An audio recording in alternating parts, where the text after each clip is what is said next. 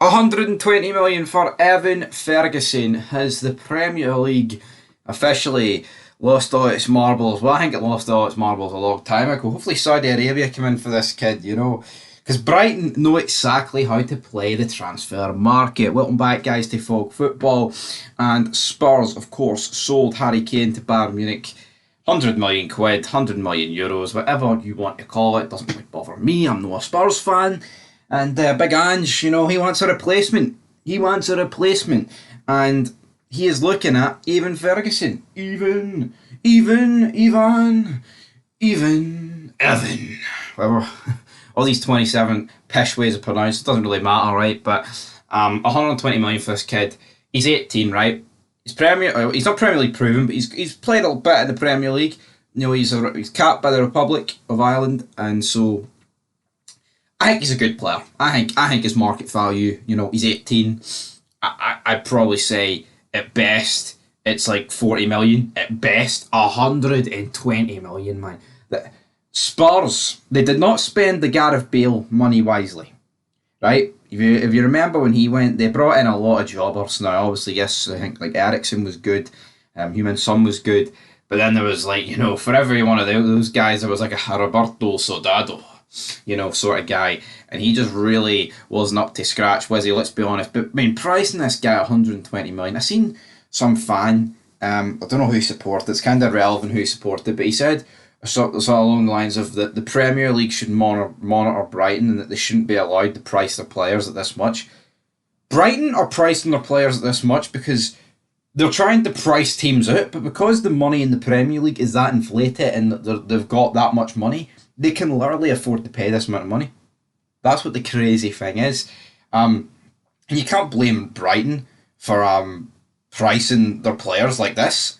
Like, at the end of the day, if East Sterling priced one of their players at 150 million and someone paid it, it's not East Sterling's fault, it's the other team's stupidity for paying it. Here, and I'm not saying paying 120 million, for certain players isn't, that's what you have to do.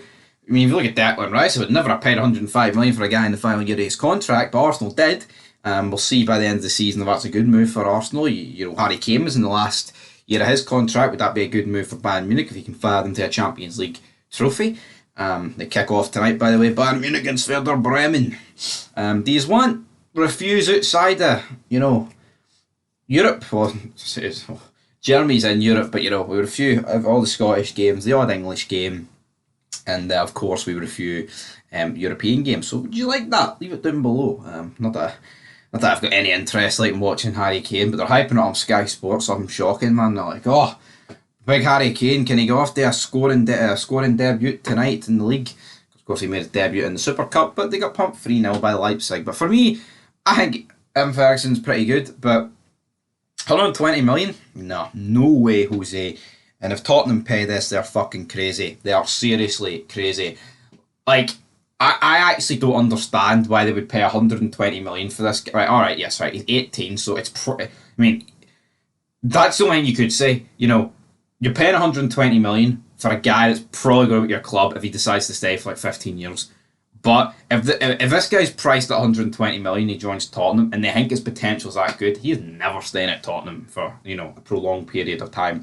But for me, 120 million for this kid, when you could go and get Kyogo for like what 15, 20, and he's guaranteeing you the goals. This kid, I think the jury's still out.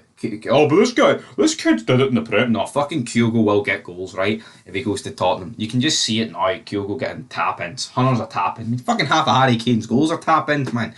So he'd be able to replace him.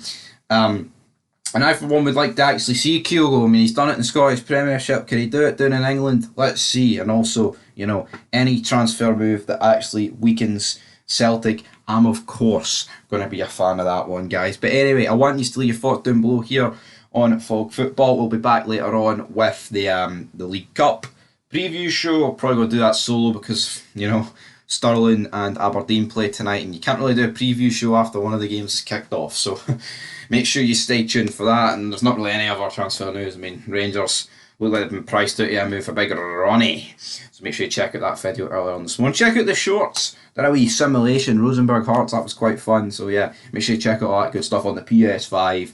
Did Hearts win? You'll have to go and check the footage out, man. But until next time, peace.